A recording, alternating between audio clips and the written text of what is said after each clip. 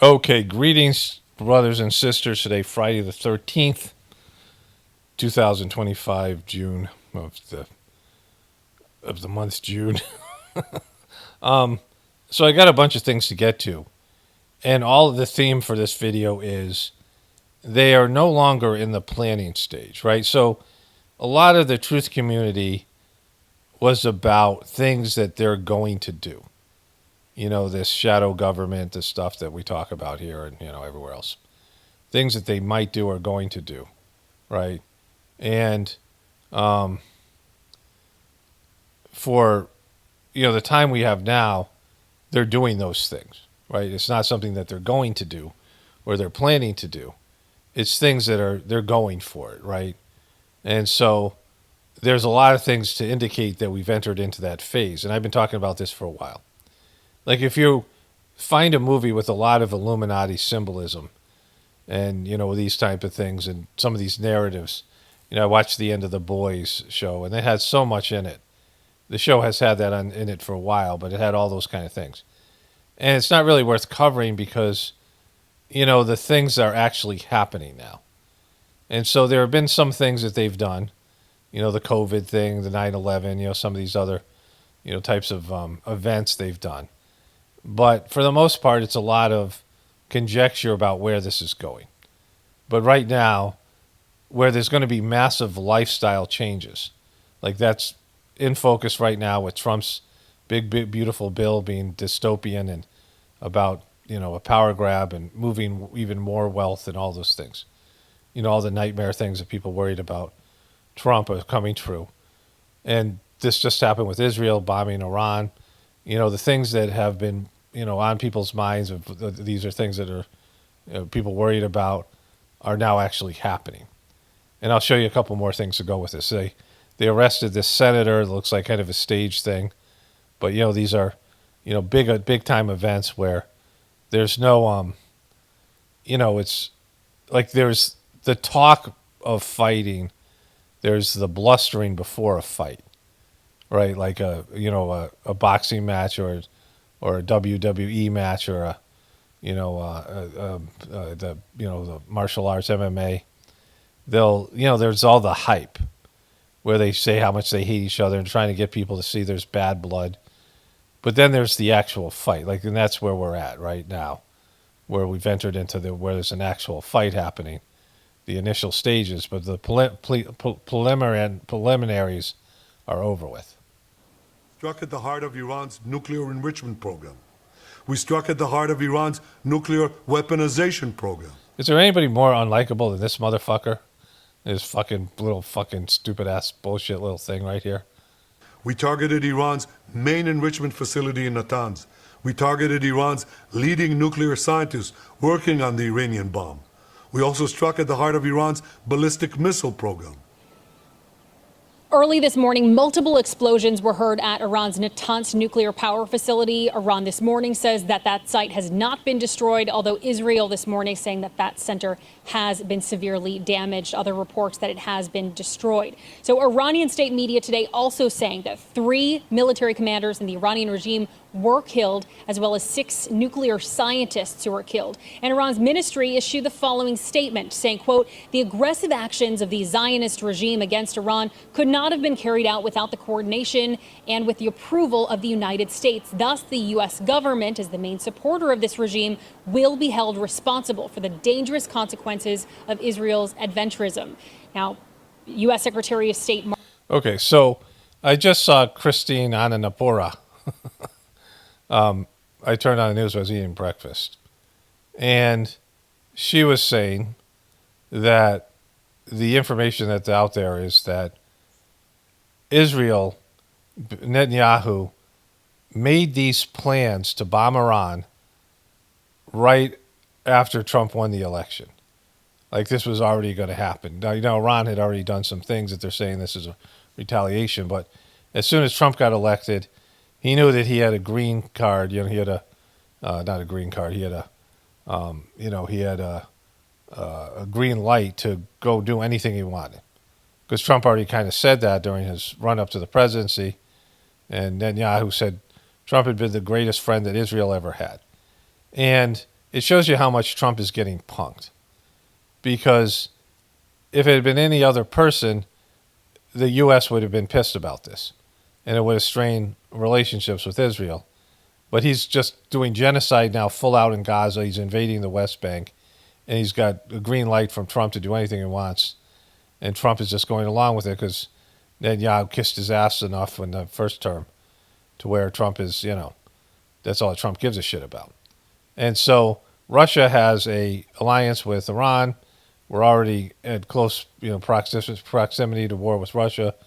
And so all these things are, the dominoes are falling. And we're heading straight to this World War III thing. I've discussed and I've read some of the Whispers of the Brighter World messages in my last video about how nuclear power will ruin this world. That this is going to happen. There's going to be nuclear war. It's unavoidable. And these are the pieces that are coming into place with Israel doing this. And Trump is such a piece of shit and so bad at his job, and he thinks he's a great negotiator, and they all take advantage of him, right? Like they compliment him as they rob the store. He's like a shop owner. Like people are coming in and telling him how great he is as they rob him fucking blind, right? As they punk the shit out of him. Marco Rubio issued a statement as well saying, quote, "We are not involved in strikes against Iran, and our top priority is protecting American forces in the region." It was 3 a.m. this morning when sirens blared across. Okay, so they didn't even ask him for permission. Like this is something, Israel needs America. And, it's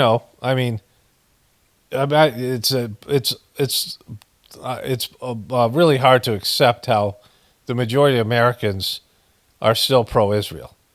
How much we give them in terms of aid, how much it's a one-sided relationship, and how bad the relationship is now because of Netanyahu being able to get anything from Trump with giving nothing in return, and, all of it. And they've stolen secrets from America. The reason Israel has a nuclear program is they stole secrets from America.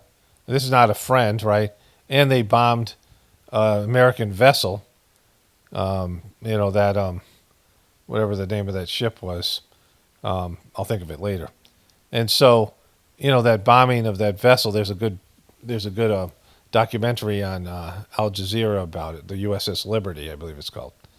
And, it was an information gathering satellite ship, and Israel bombed it, trying to make it look like it was done by Saudi Arabia, so they were trying to bait America into war. So it's established that they would kill American soldiers, American Navy men, and the American military, and they were trying to sink a ship. They hit it with a torpedo, but the ship just wouldn't fucking sink. And then they had to come and apologize. And there's a negotiation. And, since the president was Lyndon Baines Johnson, who succeeded JFK, and he knew that Israel played a part in JFK's assassination, so he was scared shitless. And during the negotiation, he realized one of his cabinet members was leaking information to Israel. And they had people inside the cabinet, and he was like freaked out. So Israel gave Americans $6 million, one for every dead person in the Holocaust, which is a totally dick move. And we can watch the documentary. So this, you don't treat a friend like that. And, he pulled the guy was going to bomb the shit out of Egypt or whoever he thought who did the deed. And then when he realized it was Israel, he pulled everything back. Like the planes were in the air to bomb the shit out of one of the countries. I think it was Egypt. Because Israel was in a 5 days war that Israel initiated. And they didn't want the Americans to know that they had initiated the war. They wanted to act like victims. And so Israel's been a piece of shit to America for a long time. There's a long history of that, one-sided relationship. And what they're doing to the Palestinian people is a fucking atrocity. And now this fucking thing, opening up the possibility for World War III. And, Russia, what is Russia going to do? Because Russia told Iran that we'll respond to the thing that Israel did. And they wanted restraint. And Russia's trying to prevent World War III, but, the thing's going on with the Ukraine. And it's getting closer and closer. Who knows what China's involvement could be in this whole thing, given Trump's trade war and the rest of it. And so, you're getting to the point where you got to dope a fucking patsy as a president who doesn't know what the fuck he's doing. And then you have all these other fucking, nightmare scenarios unfolding all over the place. across the country, waking millions of people in Israel, telling them to get to shelters. The defense minister declared a special state of emergency after this elaborate strike in anticipation for the Iranian attack that would likely follow. And Israel says that Iran launched 100 drones in retaliation. Jordan says it was able to strike down some of those drones over its Air Force, and Israel says that its Air Force Airspace. You mean airspace. the fighter jets were able to take out many of those drones before they reached Israeli airspace. I wonder if they're just getting there's all these. Well, this is Fox News. I don't watch this as much, but there's a lot of these people that look like they're AI generated, like reporters I've never seen before. I wonder how many of them are AI generated, right? Like they're just making up fucking people. I've seen this on CNN and MSNBC. I don't watch Fox as much. Space, guys, back to you. Alex, any word if those 100 drones made it into Israel, or did the Iron Dome prevent that? And so the fighter jets were able to be up in the air and striking down these drones before they entered Israeli airspace. A major sigh of relief for people who, again, woke up at 3 in the morning, rushing to those shelters, waiting for word of when and if it would be safe and whether or not the Iron Dome would be overwhelmed. So we do have a little bit of clarity. As of now, the Home Command has told people they are allowed to go a little further out from their home. They do not need to stay in their shelter. Okay, so here's Trump's thing here. Of what he was thinking from the very beginning. This is what the president says. I gave Iran a chance after chance to make a deal. I told them in the strongest of words to just do it. But no matter how hard they tried, no matter how close they got, they just couldn't get it done. I told them that it would be much worse than anything they know, anticipated, or were told, that the United States makes the best and the most lethal military equipment anywhere in the world by far, and that Israel has a lot of it with much more to Because we give it to them and pay them to take it, right? come, and they know how to use it. Certain Iranian hardliners spoke bravely, but they didn't know what was about to happen. They are all dead now. All of them, every one of them. Every one of those people that were hardliners were dead. It will only get worse. There has already been great death and destruction, but there is still time to make this slaughter, with the next already planned attacks being even more brutal, come to an end. Iran must make a deal before there is nothing left and save what was once known as the Iranian Empire. No more deaths, no more destruction. Just do it before it is too late. God bless you all, Charlie. Yeah. What a piece of shit Trump is, right? Because America wrecked Iran. So this was Operation Ajax. I talk about this. There was a moderate leader named Mossadegh, a democratically elected leader, who was, he was not a hardline religious person like they have now, but he was open to relationships and free trade and things like this. The kind of person that you'd want in there. But he didn't like British Petroleum, which had a different name, but it was BP, the one that had the Gulf disaster, this oil company, to get 80% of the profits from the oil that they set up the oil industry, and they built the rigs and the pumping the oil stuff that they needed. They provided that because they were, Iran didn't have that stuff, that technology of those companies. But they were taking 80% of the profits and only giving Iran 20%, which is a fucked up deal. So he said, let's split it 50-50, which is probably as fair a deal as they should have gotten. And BP whined to the CIA, even though they're a British company in America, and America came in and fucking said, all right, let's get rid of this guy. So they did all these things to get rid of Mossadegh, eventually created, resistance. He was a popular candidate, like what happened with Gaddafi. He was a popular politician, and they got rid of him for regime change. And they brought the Shah of Iran in, who was a puppet, and he was a bloodthirsty puppet, and he led to what's now happened with Iran. And they completely fucked up that country, and everyone in Iran knows America did that to them. Like, I know Iranian people who do the Sajmarg meditation, sweet people. One of the guys is like just a really nice person. Like he does some sort of seminars on wellness. And the guy's just an evolved soul. He's like one of the saintly people in Sajmarg.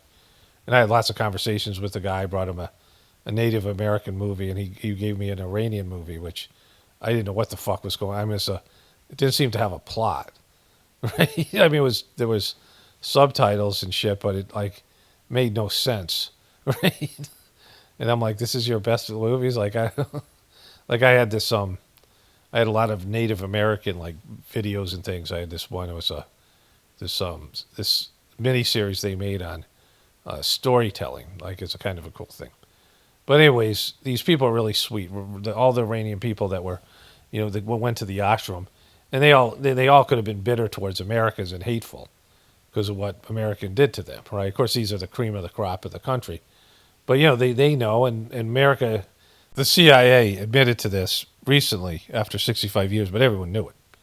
It's a fucking bad thing. America fucked Iran. Iran isn't the way it is today because America did regime change, and regime change always ends up fucking worse for the people, certainly, but for the world and for the country that does the regime change. You don't go in and do this to democratically elected. I mean, Trump's trying to do regime change in California.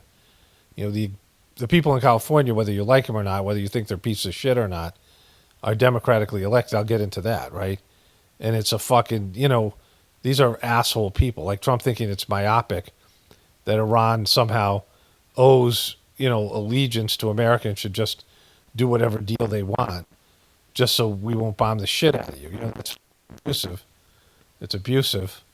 It's raining outside of my microphone just flashed, which means there's interference, so I repeated that. So anyways, so there's that, right? There's a whole fucking nightmare. Let's go to the CNN report here. We just got a statement from Defense Minister Israel Katz, who says, and I want to read this in full here.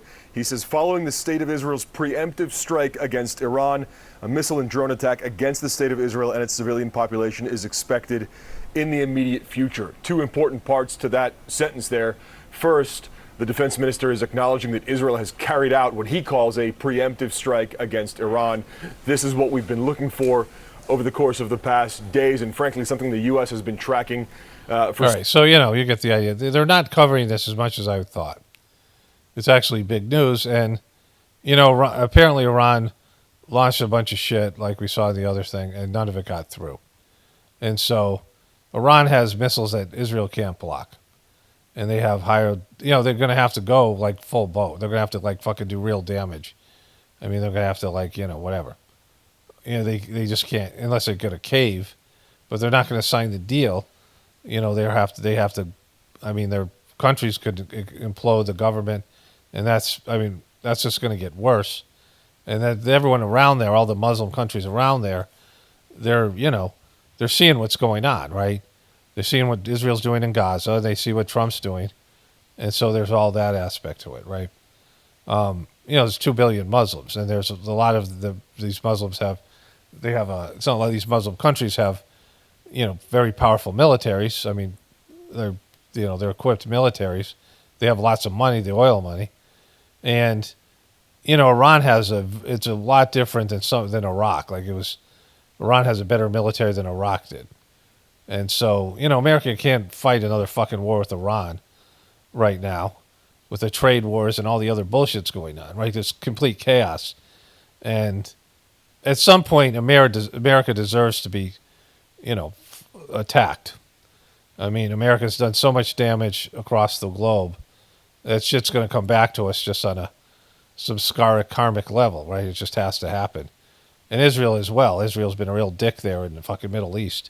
And so, they're deserved to whatever, at some point, just divinity kicks in, and, there's no manifest destiny. God doesn't give you some right for dominion over the earth. That's all bullshit stuff.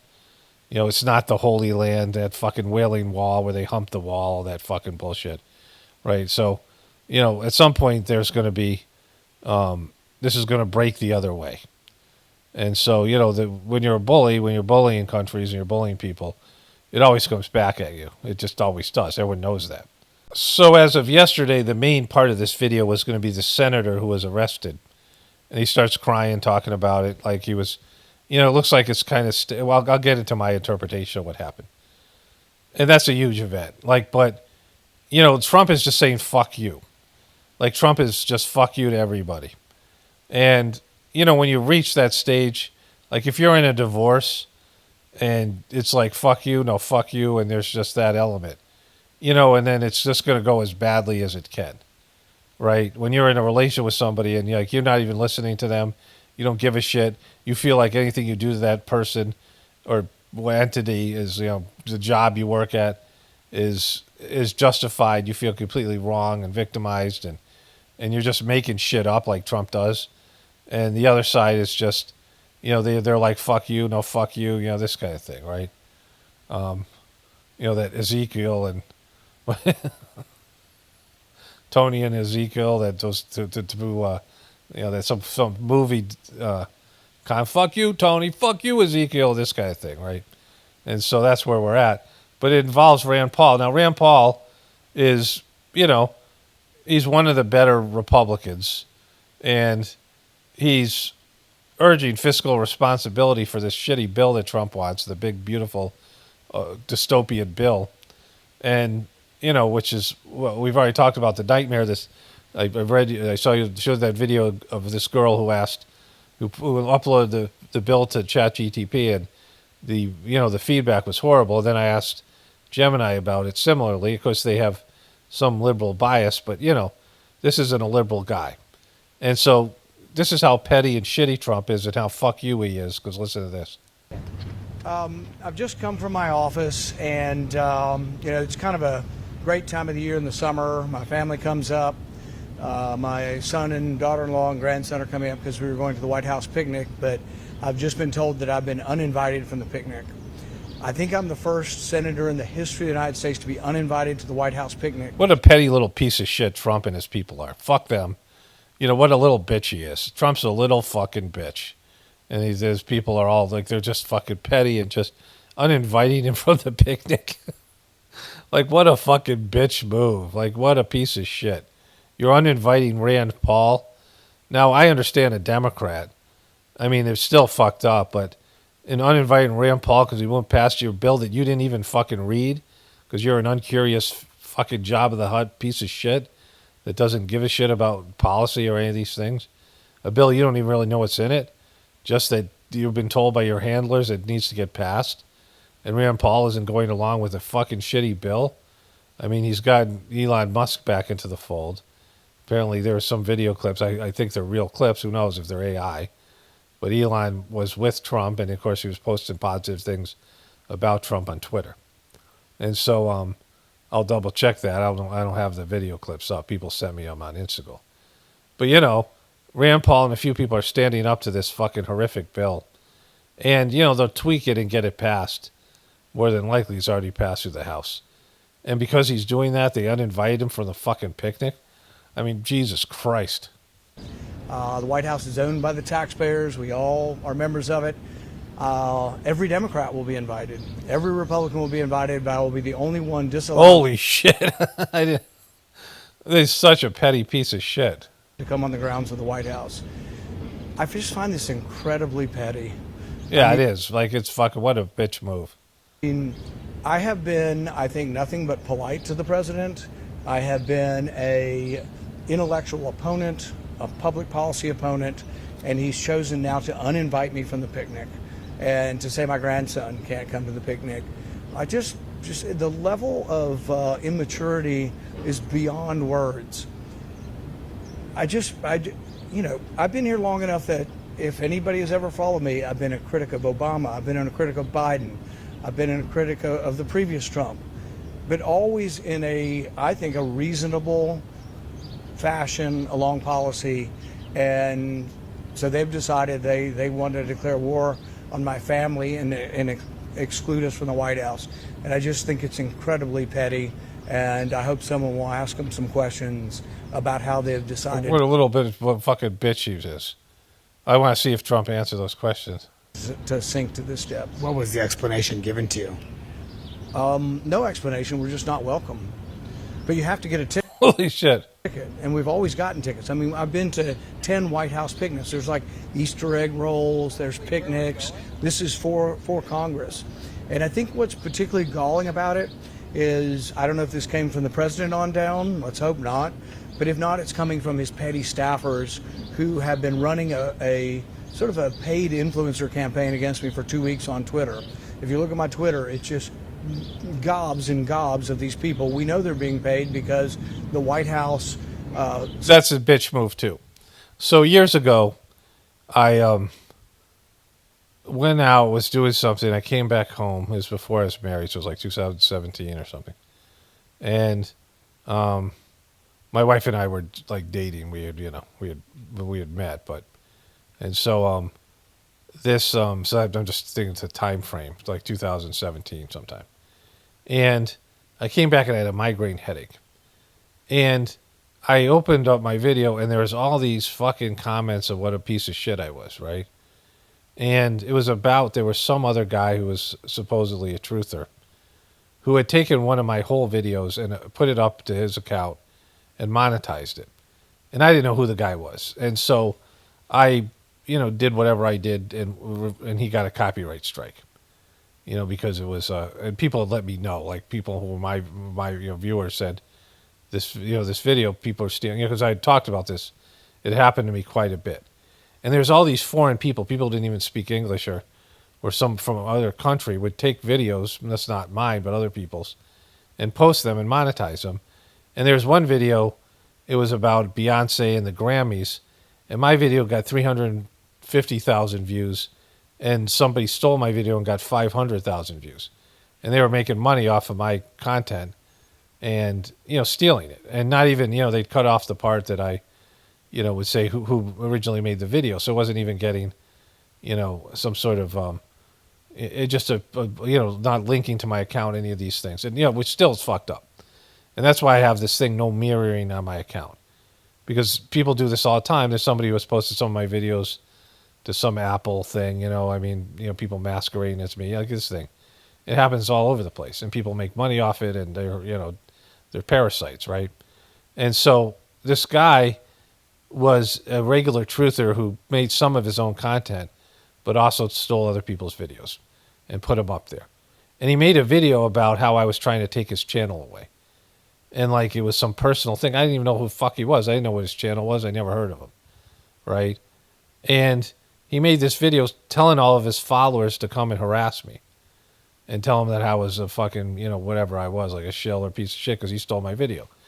And I had like 300 comments from fucking people. And like I came home, I had a migraine. I'm like, holy fuck, I have to go delete all these comments. And so I looked at the guy's channel and I just fucking blasted him for being a piece of shit parasite. And this went back and forth. And we had mutual viewers. Some of the people leaving comments were people who also watch my videos, right? And I talked about what a bitch move it was to send your followers, to send your viewers after people. Having a personal beef and then sending them after people. And I said, I don't want that. Like that's, to me, a bitch move. Like it's just, you're putting it's what Trump did when he sent the people up to January 6th, like trying to get other people to fight your battles and misusing your position, putting people in harm's way. I mean, certainly for Trump and getting them involved, and then my wife found another video he had stolen of mine. Like he said he wasn't monetizing my videos, but then the guy had another video that he was monetizing. Again, stealing two of my complete videos, not like little clips, not like some little clip, which would be, I wouldn't have a problem with some little clip or whatever, which is, what I do here. But taking the whole video, putting it up and without permission and these things, they called it mirroring. But I'm not about that because what if I don't like the video and I want to take it down? Maybe like this is stuff that, they're my videos made by me for a purpose. And maybe, I got something wrong or, whatever it is. There's lots of reasons for, me not wanting people to take a whole video and they take off the part that, my introduction and things. So it's almost like they're, it's not almost like they're pretending that they've made the video, right? And it doesn't even acknowledge me and send people to this channel. And so this guy, eventually he apologized and wrote me an email and said that he would give me some money for, not to repeal the copyright strike because he's going to have to get a lawyer. And it was his third copyright strike. So it was like, he didn't get the other two from me, right? Because he was copyrighting people's shit, And so the guy apologized and, whatever. And I said, well, make a video fucking saying what, the money wasn't the issue. The fucking thing was you being a little bitch about it, right? Because you you sent people, and it was misleading information because he said that I was doing this like intentionally to take his channel down. And I fucking didn't know who his was or what his channel was. Just that it was a channel that had my video on it, and one of my viewers told me about it.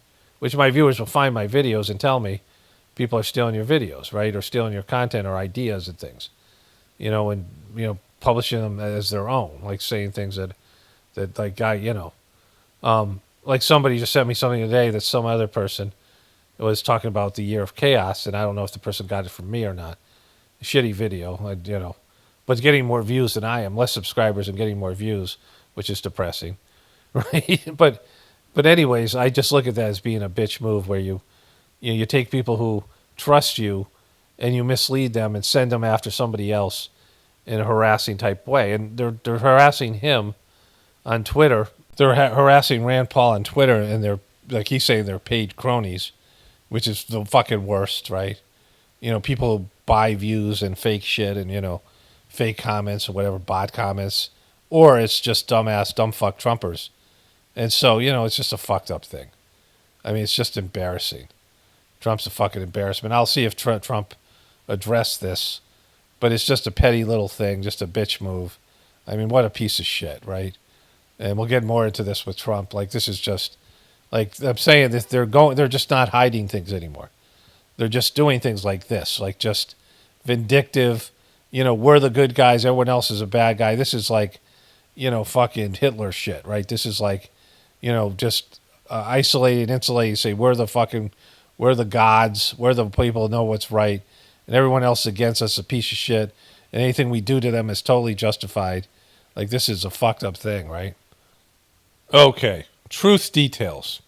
It's insulting to us in the truth community, anybody that thinks of themselves as a truther or part of this movement, to have this piece of shit call his platform Truth Social.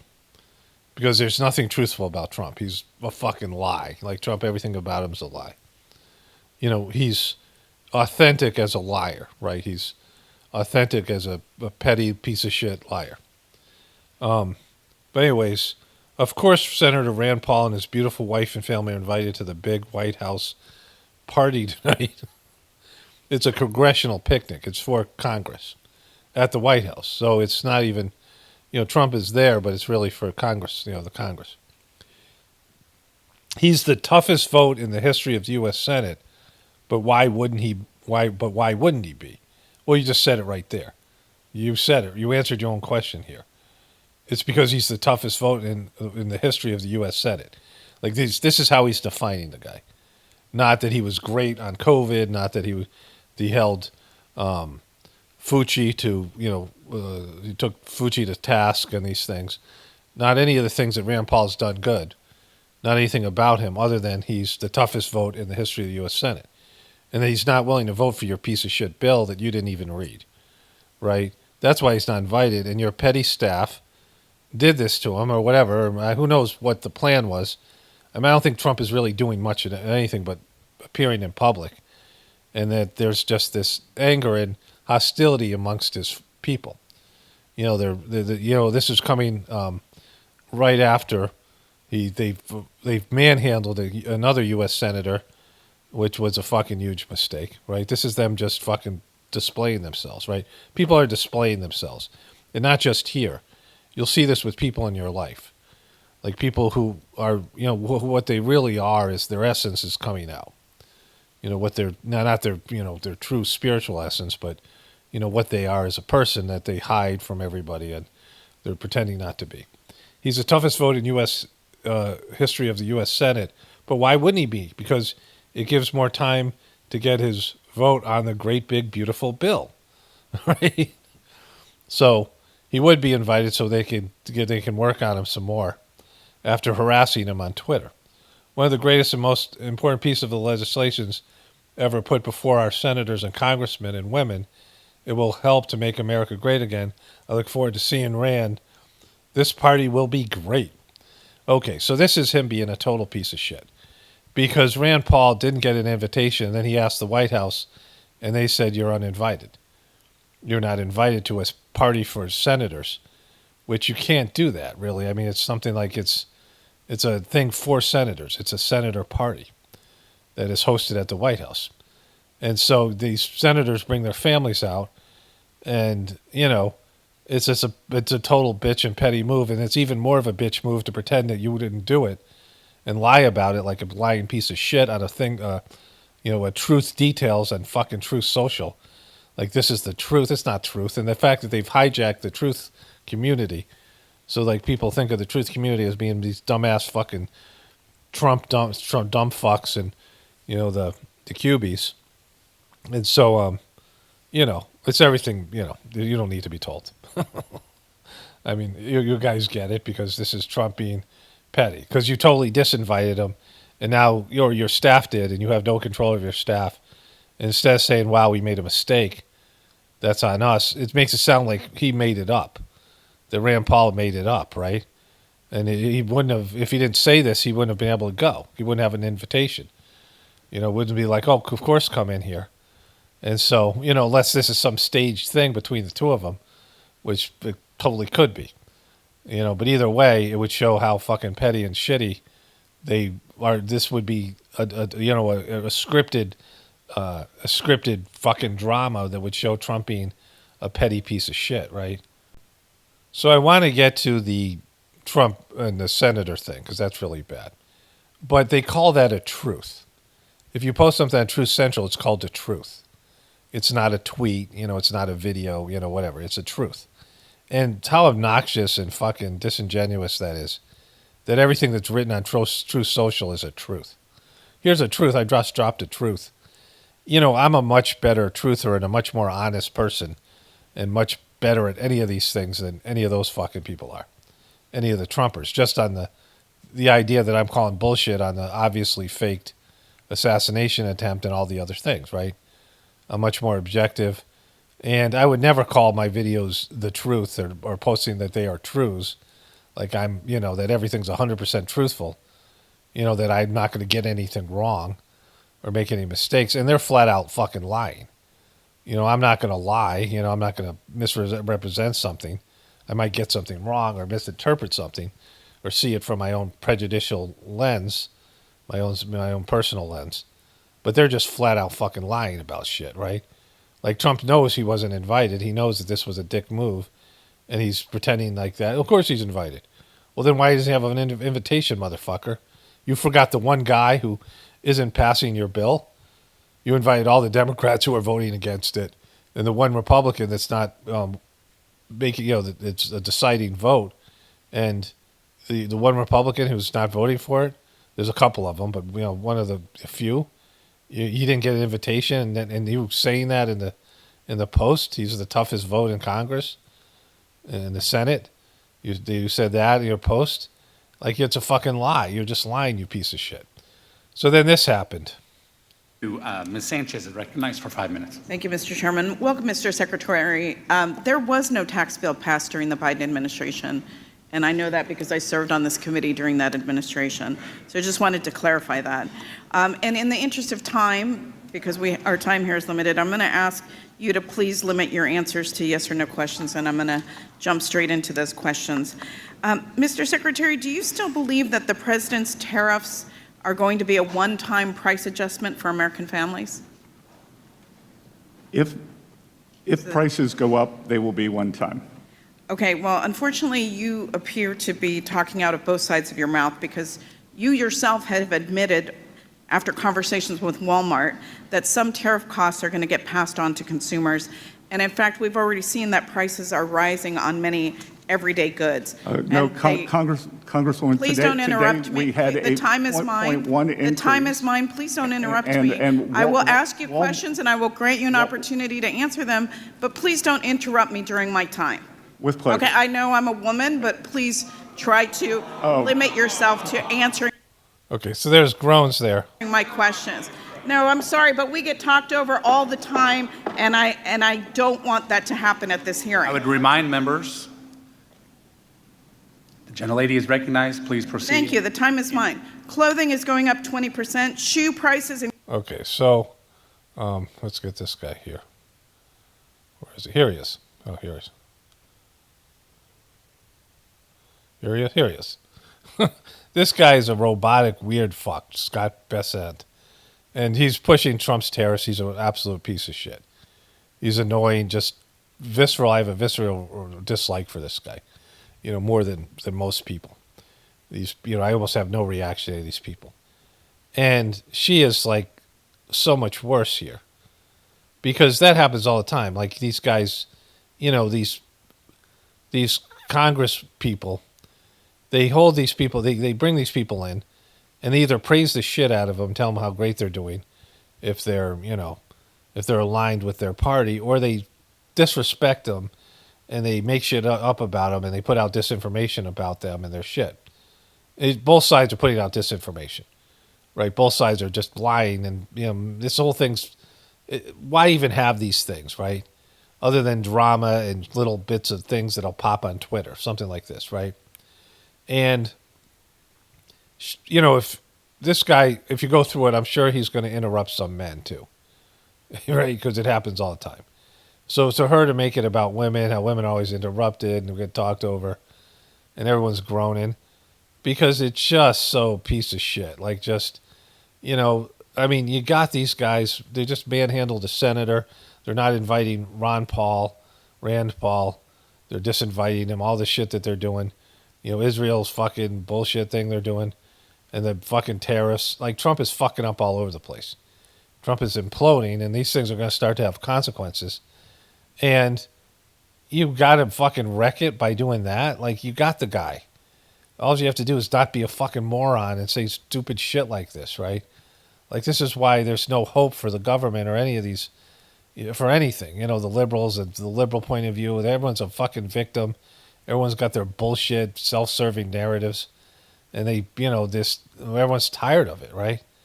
They're all lying piece of shit. I mean, this is like the degradation, the idiocracy, the de-evolution that's happening. Like it's just displaying why America's got to go, right? Like why would God want to save this, right? Why would God want to save any of this?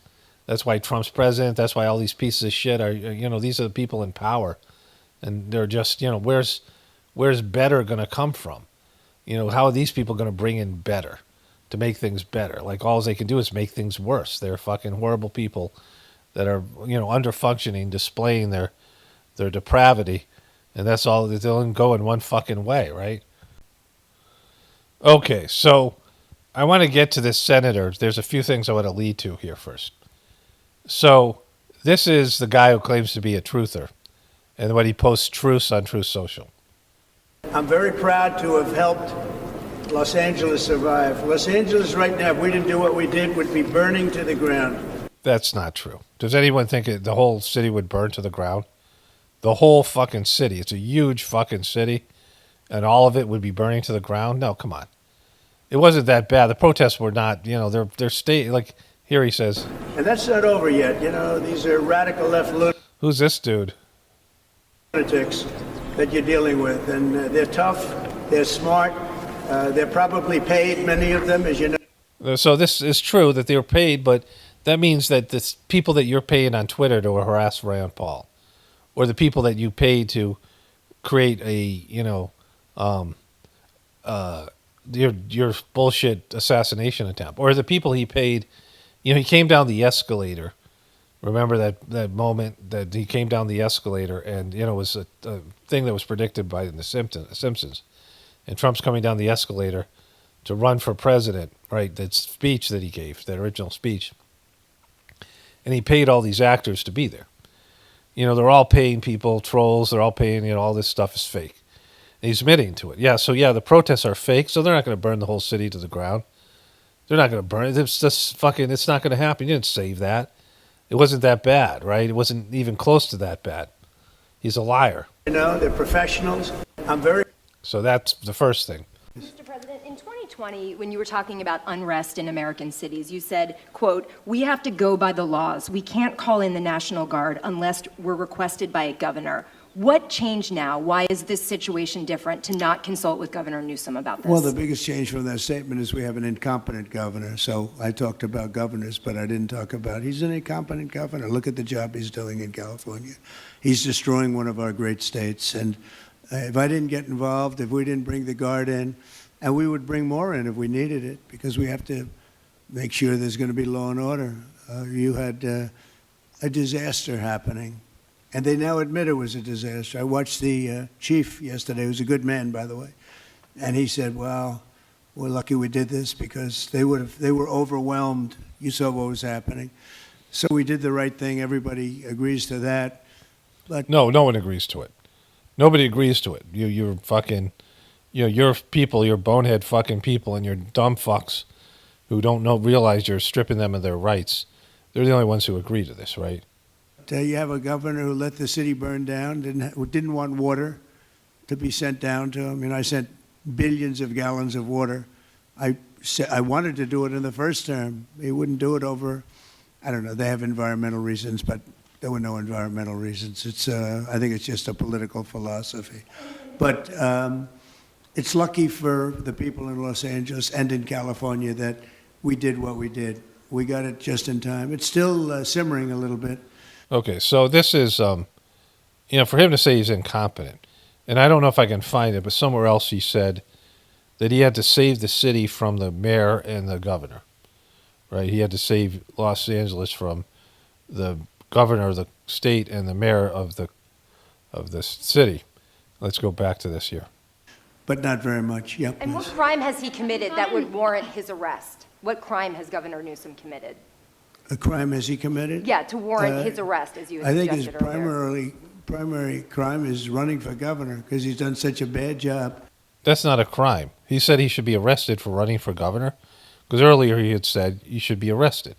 So the issue here is this is an anti-democracy when they said Trump was anti-democracy. Now, the Democrats were clearly anti-democracy when they rigged the primary against Bernie Sanders against Hillary Clinton, number one.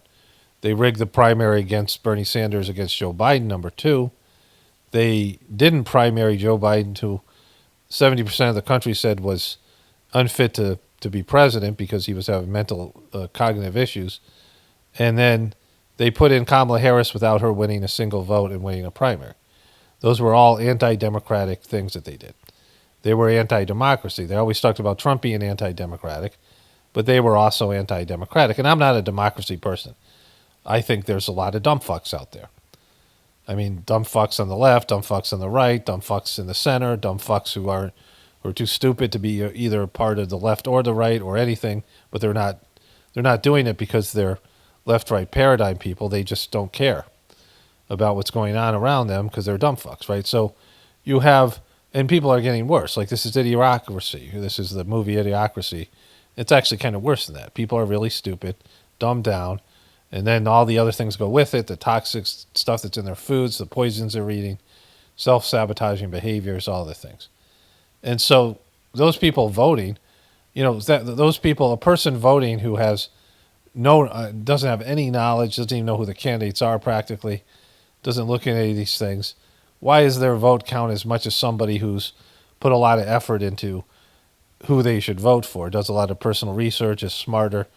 And so democracy is stupid because people have different levels of commitment, different levels of ability, different levels of intelligence. And if you leave it to the people who are, in India, they hand out bags of rice to people, and those people will vote for that person for the rest of their life. They get one cheap bag of rice, they're handing out like tons of rice to people. They have truckloads of these rice that they go in with the political signs on the trucks. They just buy the votes. And the people go, oh, I got a bag of rice. This person's a good person.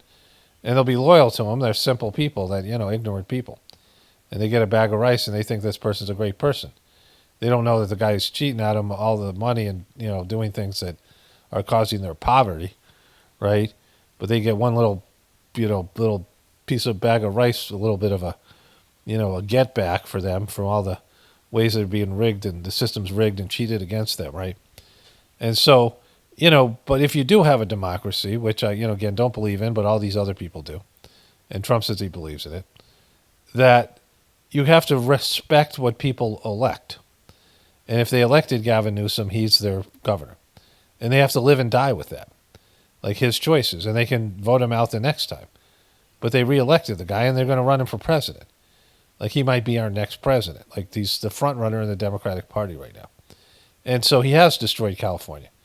But Trump's destroying America. So who gives a, like, you know, can we just get rid of him the same? We can arrest him for running for president, right? Like, I mean, you're arresting this guy for running for governor. That's not a crime. What crime has Governor Newsom committed? A crime has he committed? Yeah, to warrant his arrest, as you had I think his suggested earlier. primary crime is running for governor because he's done such a bad job. What he's done to that state is like what Biden did to this country. And that's pretty bad. It's the wrong philosophy. Yeah, but that doesn't mean it's a crime. I mean, he has to commit actual crimes. If he committed crimes and ruined the state, if he stole money like you did, if he got a $400 million plane like you know, that would be something maybe to get arrested for, right? Thousands, hundreds of thousands of illegal immigrants, many of them prisoners. They're taking up your health care. They're taking up your space in schools. They're taking up your hospital. And in many cases, they're criminals.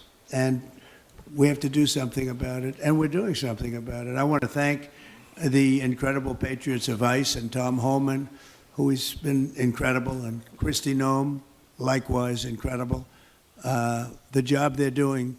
And it's like an unforced error. There was no reason for this. 21 million people were elected. Okay, let's go back to the Biden thing. But, you know, these are sovereign elected people. And so Trump is saying that they can just arrest people because he arrested the senator. Well, they put him in handcuffs. They didn't arrest him. Just for sucking and daring to run for being a politician and then sucking at your job.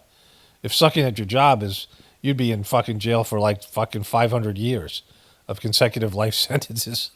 If sucking at your job was a crime, right? I mean, not just from your job as president, but everything else you've done. You fucking bankrupt going motherfucker, right? Gavin Newsom he's daring Tom Homan to come and arrest him. Should he do it? I would do it if I were Tom. I think it's great. Gavin likes the publicity, but I think it would be a great thing. He's done a terrible job. Look. He supports arresting him. You know, and he's pushing his guy, Tom Homan, who's a total Trump puppet, to arrest him. Right? Now, you know, Trump didn't arrest Hillary Clinton. And he promised to do it. And he says she committed crimes, but he protected her. And I just showed you those clips in a recent video where he said he protected Hillary Clinton because he didn't think a first lady and someone in his club should get arrested. And Gavin Newsom's in his club, and now he's reversed this. But Gavin Newsom has done nothing to get arrested for at least this stuff. Like Gavin Newsom, I mean, New Scum is he's the worst in terms of he's just so greasy and, you know, I mean, they're all bad. Like, is he worse than Kamala? I don't know. Like, you know, Kamala, I mean, more unlikable. I mean, these politicians are all bad. And he's destroyed that state, it's true. But Trump is destroying this country, as did Biden. I mean, these people are all, I mean, it's amazing America's still fucking standing after all this incompetent leadership and all the bullshit. And it's being looted. And Trump is the biggest looter of all time. And Biden looted it, right? I mean, it's fucked that, you know. And so it's going to happen. Like, America is going to collapse, is going to go down because the powers that be want it to go down. And it has to. Like, that is too, I mean, they can't deliver on your lifestyle anymore. I like Gavin Newsom. He's a nice guy, but he's grossly incompetent. Everybody knows. All you have to do is look at the little railroad he's building. It's about 100 times over budget. We're putting a flagpole over there. Under budget. I always do under budget. He does under budget. It's under budget. There's a flagpole going in, but you know, he's a nice guy, but I think he should be arrested. You know, like, he's just a moron. Okay. So I just did a recording here. It was probably about 20 minutes, and I forgot to turn my mic on. And so I did a narration before this went on, and I can't for the life of me remember that part of it. So let's just start here, and hopefully I'll remember it as we move forward. But it was long, and it was, you know, I think it was kind of important what I was saying. But let's get into it here. Another Rubicon crossing moment for the United States of America.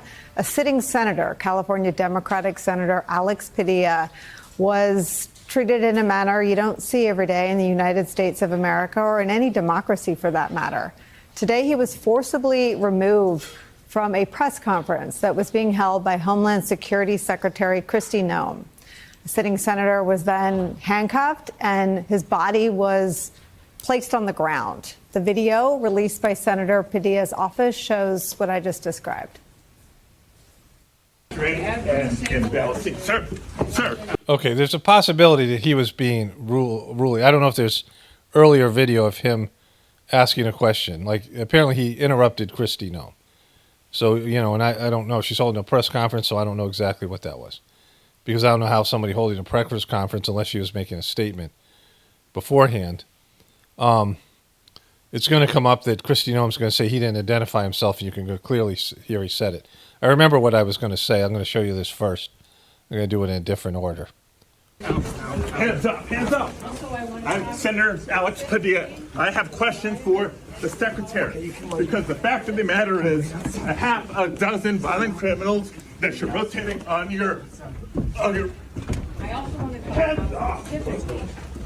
How many of our ICE agents have been docked?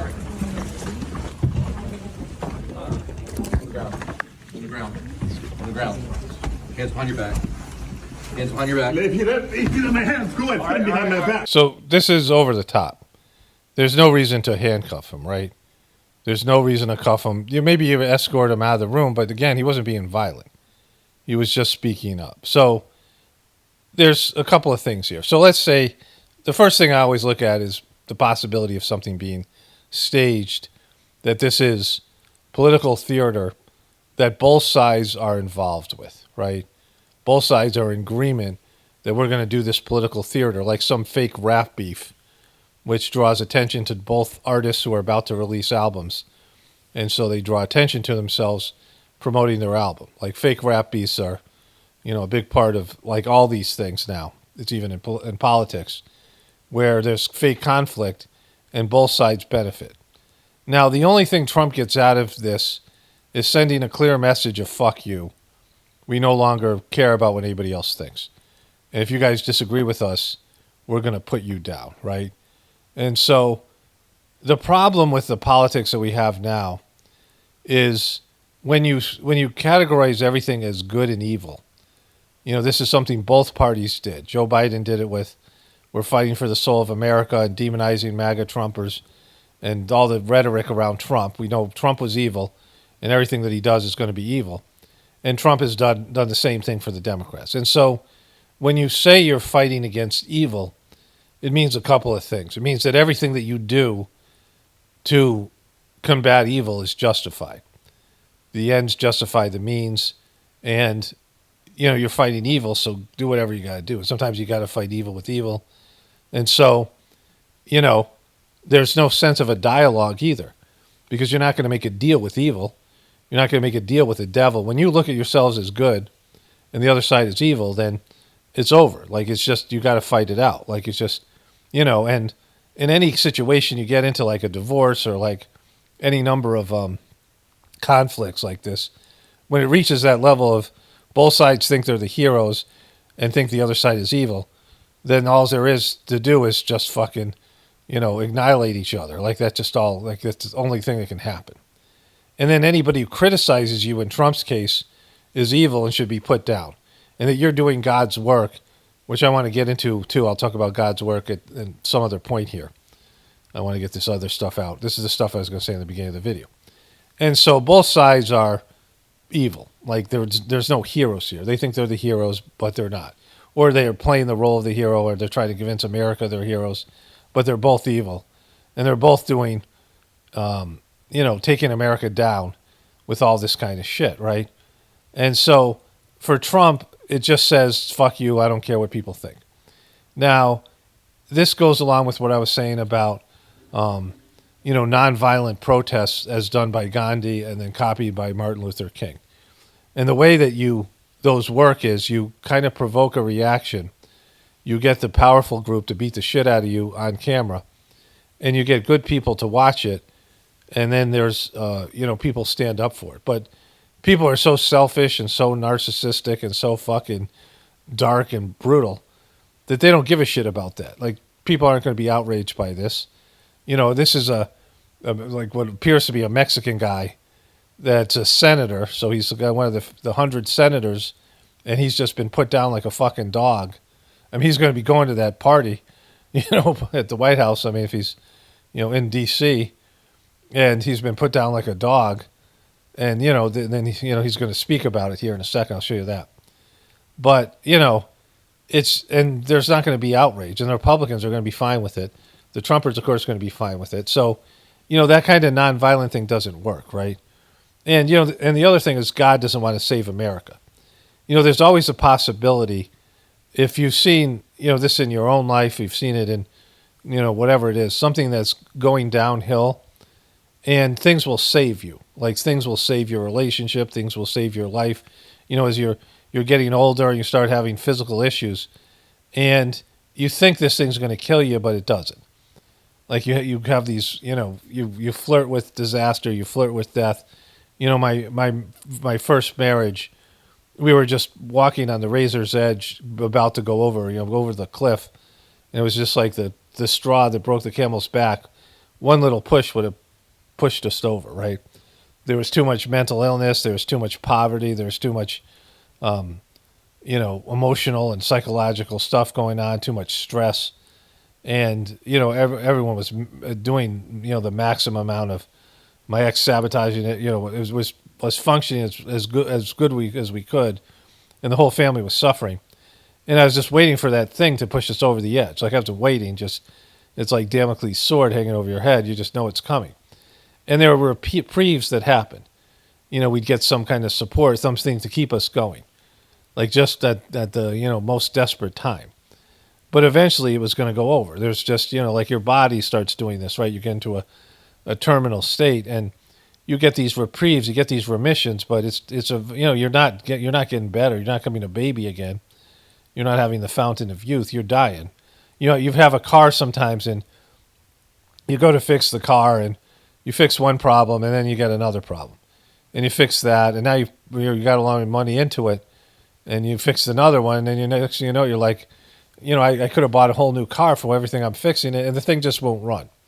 Like, everything's breaking down. The car's saying to you, it's over. Like, just try something else. I can't go anymore, right? And so you see these type of situations. And America's long past that situation when you get into this kind of, evil, good versus evil, fuck you. If you challenge us, we're going to put you down in the hallway like a dog. They didn't arrest this guy. And Trump looks paranoid. This is a bad look for Trump to everybody else but the Trumpers. Trump is performing for his audience quite a bit. And the dopey Trumpers, I got something to show you with Pete Hegseth that goes along with this. But the dopey Trumpers, they just recite these regurgitated, dumb fuck cult lines that they have, the talking points. I mean, much like Biden did. And Biden's people, when they kept on saying he didn't have dementia. And, when you got to that point when everyone can see how fucked up it is, right? Because Trump is saying that the city would burn. It's not going to fucking burn. LA wasn't going to burn, right? And so, the guy is acting out a little bit, and maybe you escort him out of the room, but you don't got to cuff him. The guy isn't a threat. He wasn't going to do anything violent. And so, and he identified himself as a senator. You might want to check that out before you do the rest of these things, right? This guy's one of the 100, the most prominent legislative branch. There's 2 senators in every state, and he's one of them. And you just fucking manhandle him like that, it's a bad look. But Trump's like, fuck you. This is all about the fuck you, right? We don't care. Fuck you. You don't like it? Fuck you. You guys, anything that goes against us, fuck you. And, their myopic view, and Trump is such a piece of shit, and he's just so wrong about everything. And, none of these things are going to end up the way he promised.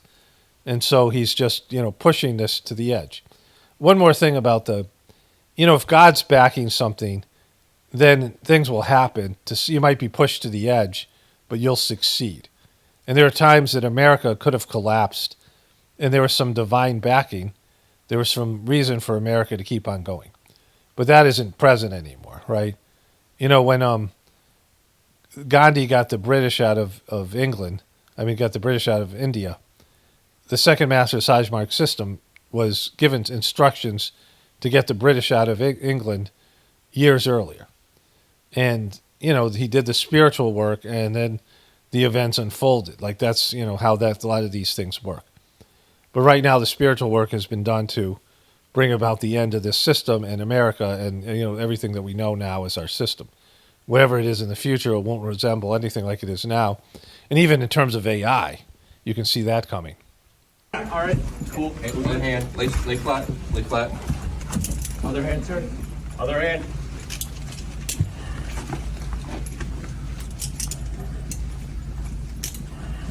There's no recording allowed out here. I do not know. There's no recording allowed out here.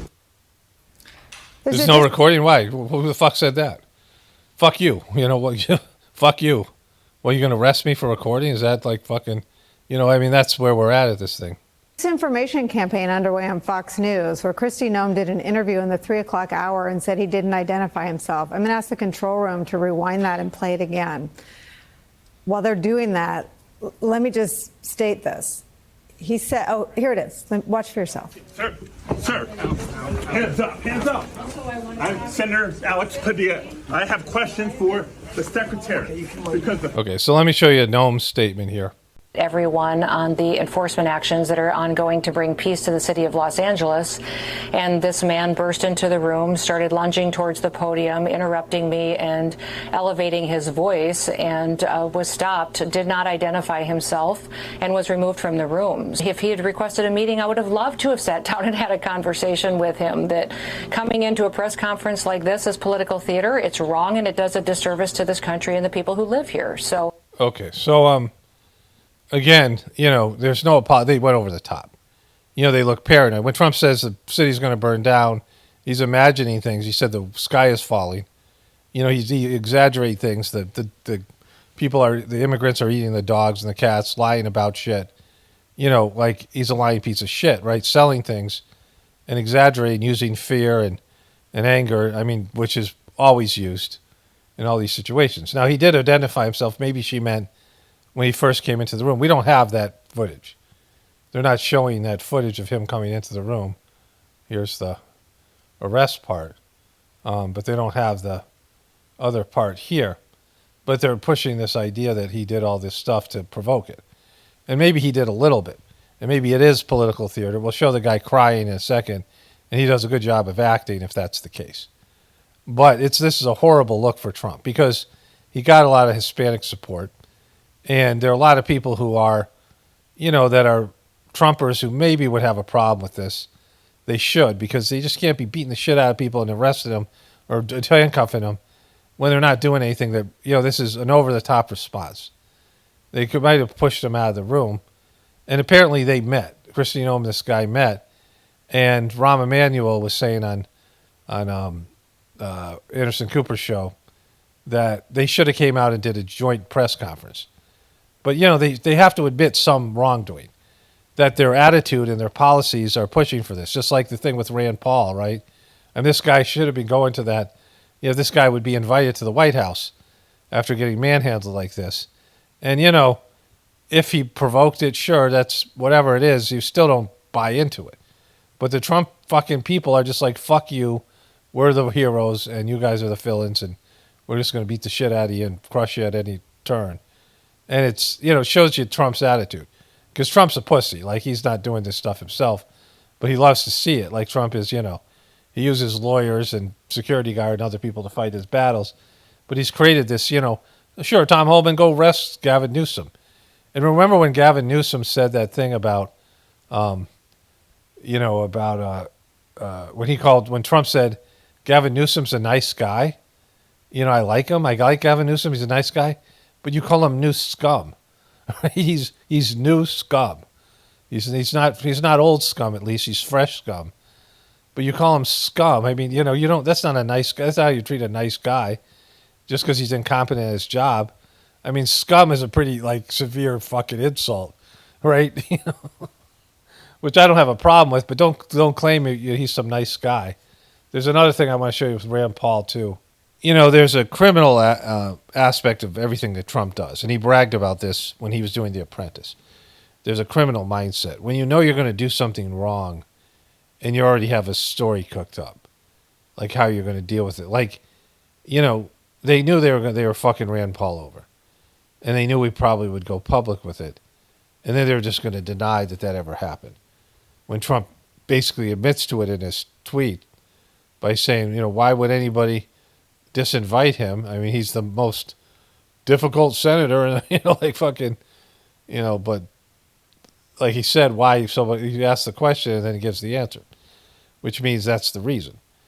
And like Christy Noem saying he didn't identify himself as a senator, they're sending a message, and if the guy says he's a senator, then you might want to say, all right, let's talk to the guy in the hallway. You can push him, backwards and say, all right, like get your hands off of him, and you're not touching him anymore, and say, look, you can't go back in there. You're causing a disruption. If you continue, we're going to arrest you. You can't force your way in there. Like we don't want to arrest you. We don't want to. This is not. You just can't. Whatever it is, but they. And just talk to him about who he was and say, can we arrange a meeting with Christine, because he's one of 200 senators, right? And so, they already have their story before. I mean, they know they're going to lie, and they justify these lies with Pete Hegseth and the rest of them. They go in there with the idea that they're going to lie, and this happens all the time in politics, but they're so obvious, it's so brutal, and they take extreme action. And Trump coming out and saying California was going to burn or LA was going to burn, that's not true. Like they're eating the dogs, and he's lied so much and exaggerated so many things, and used fear and anger and all these things, and emotion. Okay, so I'm editing. I just want to add this here, right? This shit is fucking stupid. Like the thing with Rand Paul is petty and stupid. The thing with Elon Musk is stupid and petty and immature. I mean, it's a fucking huge bad look. It's embarrassing, right? The stuff with arresting the senator is fucking petty and stupid and over the top and, just wrong on every level. These things are just wrong. They shouldn't be happening, right? Like if you're saying this is what makes America great again, martial law. I mean, the stuff that's happening with the police, like him saying that if they didn't put in the National Guard, they'd burn the city down. Now, Trump is now saying that these protesters, who he's calling professionals, are able to go into a city and burn it down without military personnel there.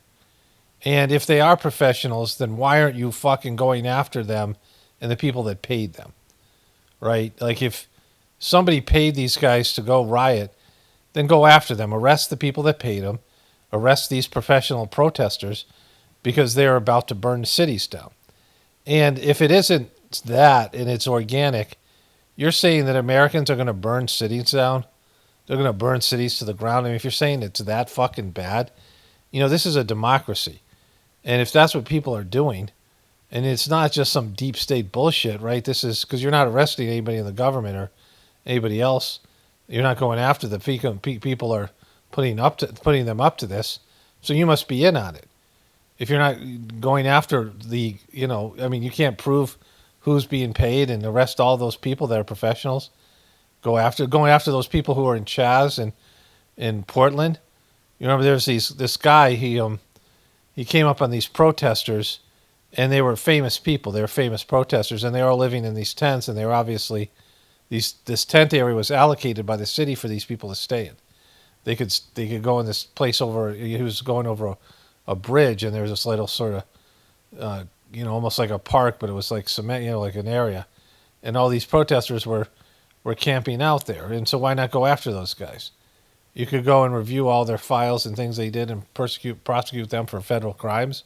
There's nothing about his assassination attempt, right? I mean, that all disappeared because it's bullshit. He's in on it, right? So, but these things are fucking stupid. And if America's that bad off, and you and Gavin Newsom can't make your fucking deal for the betterment of the state, and you're saying the Democrats are that bad, and you're this bad, and what the fuck are we fighting for?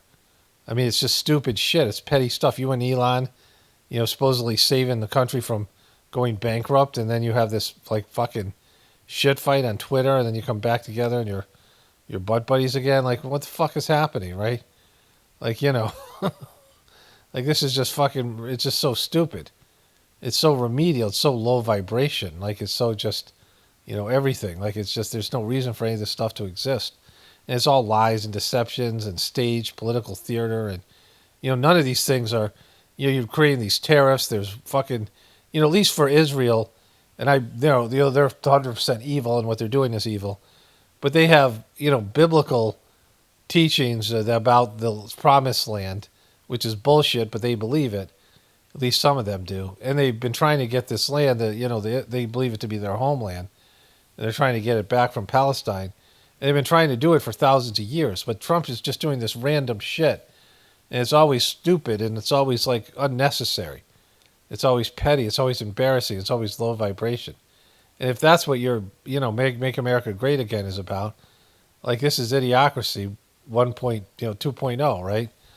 And so anyways, let's get back to the regularly scheduled program here. All right, so here you go. This is his press conference. I was almost immediately forcibly removed from the room. I was forced to the ground, and I was handcuffed. I will say this. If this is how this administration responds to a senator with a question, if this is how the Department of Homeland Security responds to a senator with a question, you can only imagine what they're doing to farm workers, to cooks, to day laborers. So this is like good acting. If he's acting, he's an excellent actor. Like, I'm not an actor and I don't like, this is kind of bullshit. But, to be able to cry like this, not really cry, but, show that you feel emotion. So, I would assume he's not that good an actor. I mean, this is California. Who don't know what his background is. I would assume that this is legitimate emotion. So he might have been trying to provoke a response. Remember, Gavin Newsom said, go ahead and arrest me, to Tom Holland. I mean, all this stuff that Donald Trump forced upon him.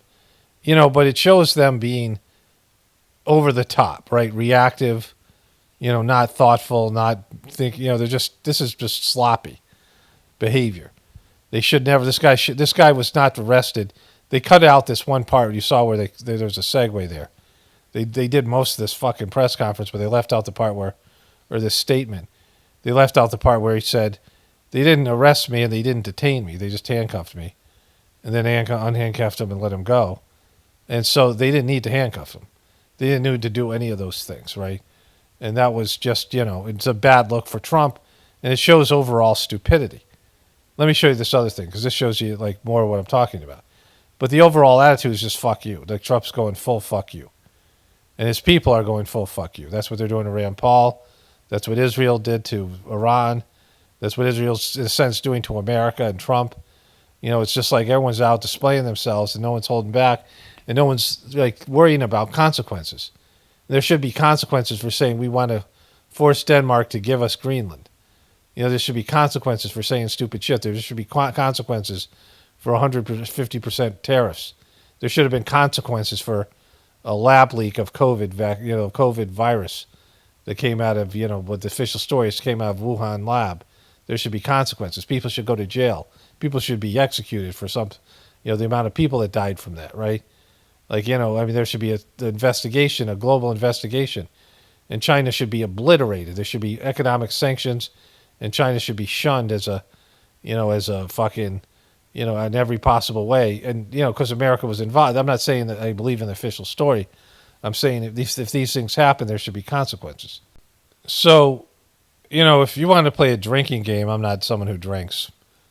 But if you want to play a drinking game, every time that Pete Hegseth tries to blame Biden or the previous administration or the previous people who directed the military under Biden, you would drink because he does it all the time. And it shows you these talking points. Now, he's in a situation where there's a guy here that knows a shit ton more about New Mexico, a place that I lived for some period of time. And, it's an incredible state, but one of these big western states. And very few people are going to know what this guy knows. And he's kind of embarrassing Pete Hegseth. And wait till Pete Hegseth goes full, it's Biden's fault. Chair, now recognize the gentleman from New Mexico, Mr. Vasquez. Thank you, Mr. Chairman. Mr. Secretary, I understand that the border is a top priority for you and the Department of Defense.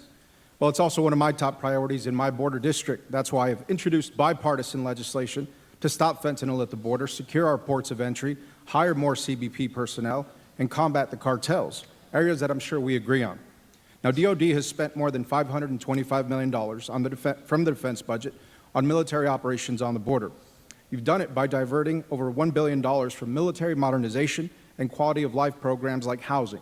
And as such, I'm sure you're well informed as to what your warfighter... Okay, so the quality of life housing, like the quality of life like housing, means that there are troops and their families who are in inferior housing because they've done all this bullshit Trump border shit, right? And it's you can watch it be bullshit. I'll talk about that in a moment. Fighters are doing on our border and the characteristics of the border itself. Secretary Hegseth, do you know how many border miles there are in New Mexico? Not the exact number of miles. Can you give me a round figure? Hundreds. Okay, 180 miles. Can you tell me where the border wall starts and ends on this map of New Mexico? I'm not properly oriented to your map, but I know that unfortunately, because of the administration previous, they did not have the opportunity to finish the border wall. Thank you. Okay, so like that's the first thing. He's going to do it a number of times, right? He's belligerent. He's not going to answer the guy's question. The guy's clearly baiting him into shit, so it's a hostile exchange. But like his defense and their defense oftentimes is to talk about what a piece of shit Biden was and how bad the administration was, which only lasts about a year. They might do it for 2, but it's, it loses weight. People want to stop hearing that shit, right? Especially when Republican and Trumpers have to pay more money at the grocery store, and then everyone else is like, we told you this guy's a piece of shit, right? But the first part to this to understand is, well, let's get into it here. I'll come back to that. Let it rust on the ground instead of Thank you, putting it up Secretary. And you have been to defending New our border. Mexico. Could you tell me where in New Mexico you've been to? I've been to the border twice to look at once at our national defense area down there because I can't recall a time when a Secretary of Defense has gone down in the first 4 or 5 months of his tenure to the border to better... Because I'm just so much better than them? Was that in an urban area or in a rural area? Both areas, traversed rural areas and urban. Okay, so you must be some familiar... with walls, some without. Secretary. And if President Trump was actually supported, we'd have a Thank border you, Secretary. I reclaim my time. So the most remote part of New Mexico is called the Boot Heel. And I'm not sure that you spent any time in the Boot Heel of New Mexico. Mr. Secretary, I was raised on the border. I've lived there my whole life. I've worked alongside ranchers, farmers, landowners, wildlife biologists, and other stakeholders for over a decade. I headed a border security task force in my district before coming to Congress. I've traveled with Border Patrol on ATVs. I've hunted the border on horseback and hiked dozens of miles in the most... Well, aren't you special? Aren't you a fucking active? Remote stretches of the border in this region. Now, do you happen to know why there hasn't been a border wall built in the Boot Heel? Well, based on what you just described, you should be a big fan of what our administration is. Well, Secretary, I'm asking why a border wall has not been built. Funds have been allocated for other parts of the border. Here's what I know. Our commanders on the ground and others and our engineers would understand what goes where and why, and where there should be a border wall, there will be a border wall. Okay, it will be funded through reconciliation. Secretary, are you familiar with the Animas Mountains, with Alamo Waco, with San Luis Mountains, with Guadalupe Pass? See, there's the Boot Heel right there, right? New Mexico goes down into Mexico right here. And so there's border around this whole area.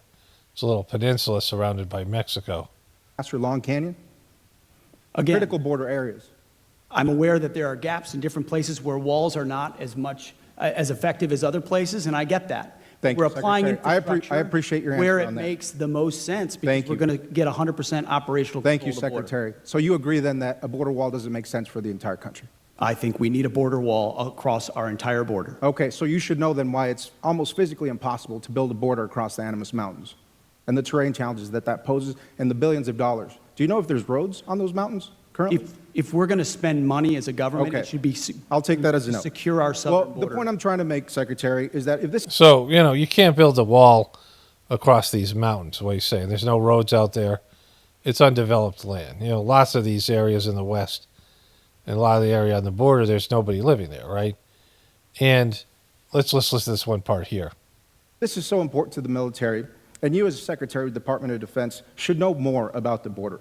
Mr. Secretary, I urge you to skip the photo ops next time that you go to a port of entry and spend time on the ground in places like the Diamond A Ranch. I think you should ask the soldiers on the border whether they've been photo op visits. So he's interrupting the guy, and the guy isn't claiming he's doing it because he's a dude, right? We get guys interrupt guys all the time. Visits or not, because I spent a lot of time on the ground with the soldiers, getting an understanding of what they're facing, I'm what they're doing, what their capabilities are. Secretary, I reclaim my Not for a time. photo op. Thank you. As a Secretary, I Secretary of reclaim my Defense, to time. understand what our troops do and why. Gentleman they reclaims do it. his time. Thank you. Secretary, do you know what a tethered aerostat system is? I do. Okay. Well, great. Then you know that this type of surveillance technology is superior to having thousands of troops sitting in trucks looking at an empty desert. I've requested funds for more tethered aerostat systems. We haven't had a response from your department. Are you familiar with ASTs? What's an AST? Well, it's an autonomous surveillance tower. They're equipped with these advanced cameras that have the capability to relay critical information to border agents on the ground. And this type of technology is badly needed on the boot heel. And it's a much better expenditure than a border wall is. I've seen that. I've seen those towers in use. Great. Well, these technologies have been described to me by both Border Patrol and CBP as force multipliers, allowing their personnel to focus on law enforcement efforts while leaving this mundane surveillance task to much more efficient and cost-effective technology, a much more efficient way to surveil that part of the border.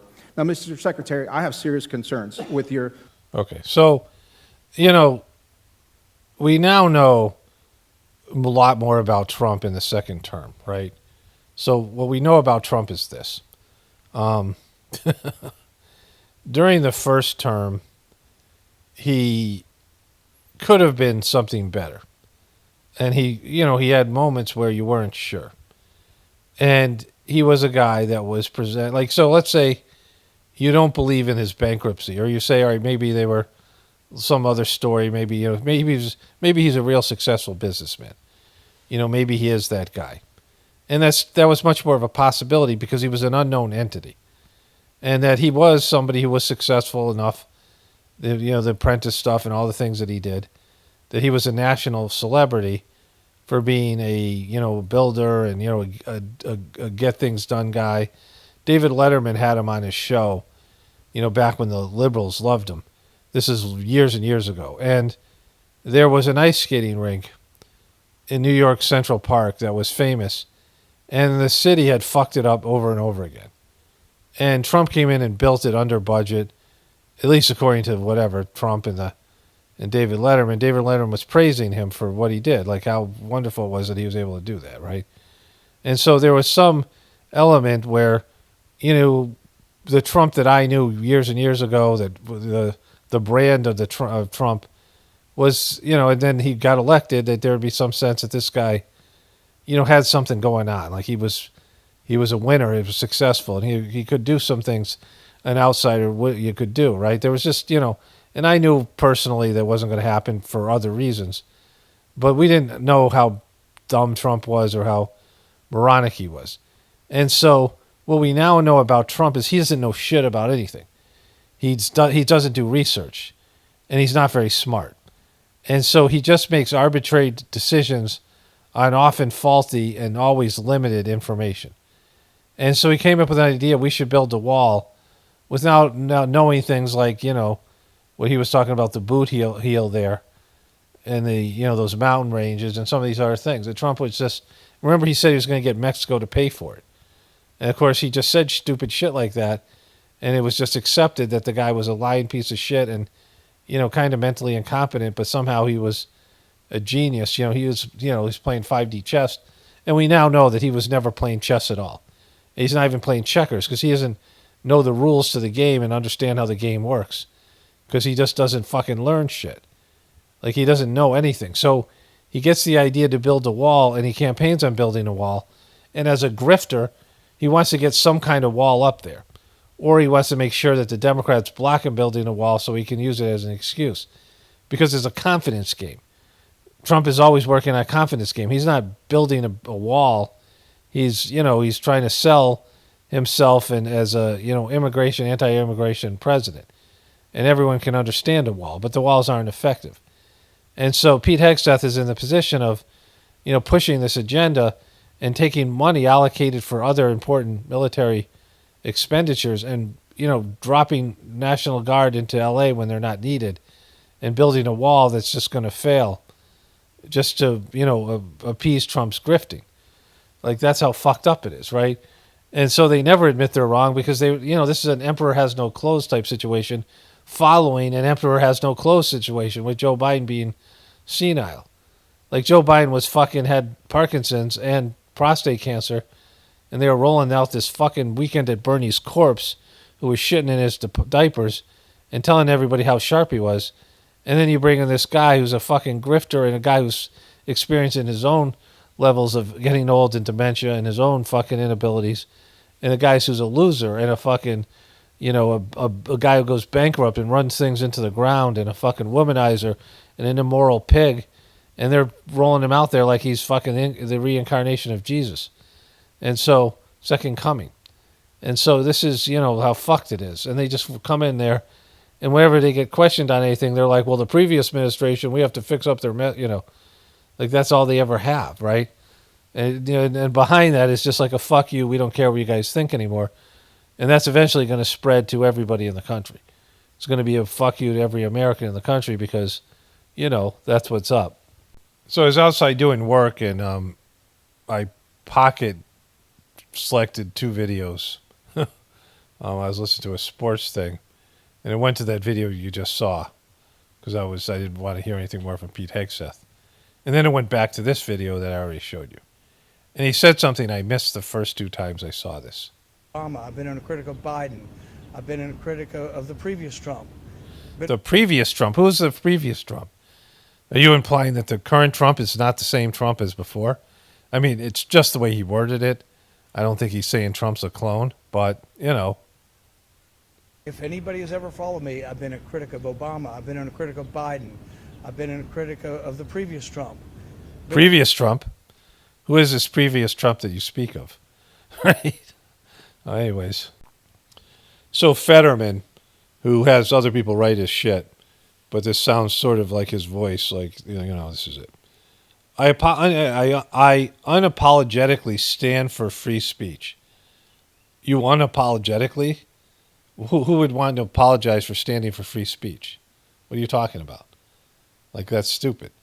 I unapologetically stand for free speech, peaceful demonstrations, and immigration, but this is not that. This is anarchy and chaos. My party loses the moral ground when we refuse to condemn setting cars on fire, destroying buildings, and assaulting law enforcement officers. Now, Trump already said that these were provocateurs, right? That these were not, and who knows how much this stuff stayed. It's just all fake. It's just all fucking show, one way or another, right? This was something Elon Musk retweeted. But, Fetterman is the ultimate fuck you to the American voters and the voters of Pennsylvania. And it's a fuck you by Joe Biden. When he had that disastrous debate, when he had clearly, brain issues, and he could processing issues, and he's debating Dr. Oz, who was so unlikable that Fetterman was winning slightly ahead of the polls. Fetterman was like at 51%, and Dr. Oz was at 50%. And after that debate, Joe Biden was told by his people, the good news, like after seeing that disastrous debate, the good news is he hasn't lost any ground in the polls. So they decided to run a guy who clearly was mentally challenged. So it was like, fuck you to Senate, fuck you to America. This is what I'm talking about. They should have pulled him. The right thing to do is pull him. Like, you just have to do that. But they would have lost that seat. Right? And now you're stuck with the guy who's got processing issues and is mentally incompetent in every possible way. And so a special meeting with a religious leader from Pennsylvania and across the country, all advocating to restore forgotten communities from environmental harms they've experienced, the cause I've championed since being mayor. Grateful for the leaders and to be with them here. This photo op of them praying, a prayer circle. Like, Jesus Christ. Just stop this stuff. Like, it's just so fake. You guys, maybe some of these people are actually praying, but Fetterman isn't. And if they're going to pray that they get a mentally competent fucking guy, right? But another fuck you from Fetterman. One of my viewers sent me this. Fetterman snubs wife Giselle on their own wedding anniversary as he dines with MAGA power player. So remember, I showed you that he was asked a question about this. Why Democrat Senator Fetterman was spotted out at dinner with a MAGA icon, conservatives hotspot in Washington, apparently on his wedding anniversary. The senator, who has made a name for herself for bucking his party, was spotted dining with Bobart reporter on Monday, June, whatever, political reporter. Now, but that's not what caused the stir online. What left onlookers gobsmacked about the weekend dinner was a brief visit from former Trump advisor, MAGA strategist Steve Bannon, the conservative firebrand and liberal boogeyman who anchors his own influential War Room podcast. So he dined with Steve Bannon, or with a Steve Bannon underling, and then Steve Bannon stopped by, and it's his fucking wedding anniversary. It's his 17th anniversary. You know, he's married to this. There he is there.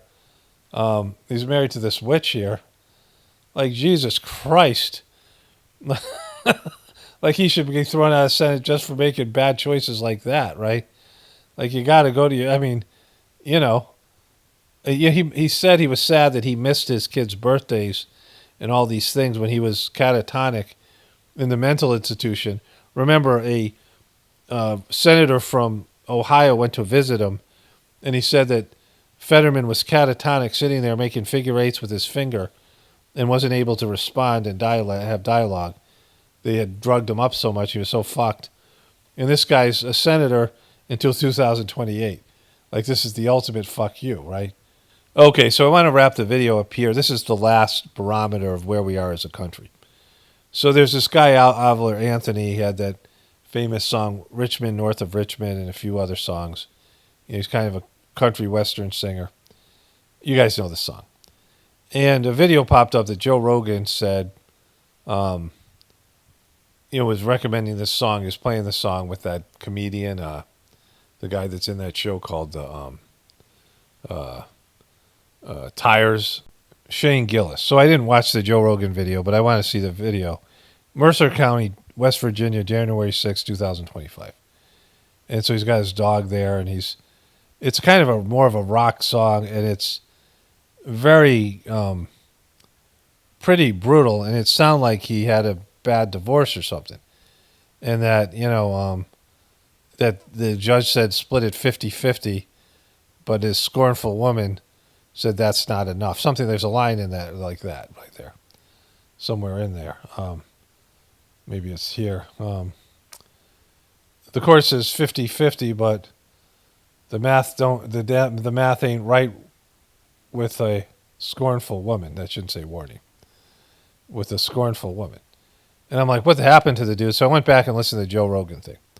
And Joe Rogan tells this story about how, he helped them, like his whole thing about him helping him when he was going to sign a record label. He said, they're just going to steal your money.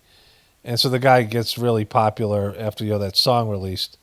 He had a couple songs that they released. And he was doing tour dates, and he was making millions of dollars. And he was really dirt poor before that. And his wife decides to divorce him, and she not only wants all the money, he gets into the Adam and Eve here, and the apple. The wife wants not only the money that he made during this time period. Again, like he's elevated their level of life, like the guy's made it, and so, but she's like she wants out. She wants half of his money, their money. But not only does she want that, she wants half of everything he earns henceforth, right? So, the guy's obviously pretty broken up about the whole thing, says he doesn't give a shit about the money, just wants, freedom from a scornful woman, right? This whole fucking thing. So, isn't that a 2025 story, if you ever heard one?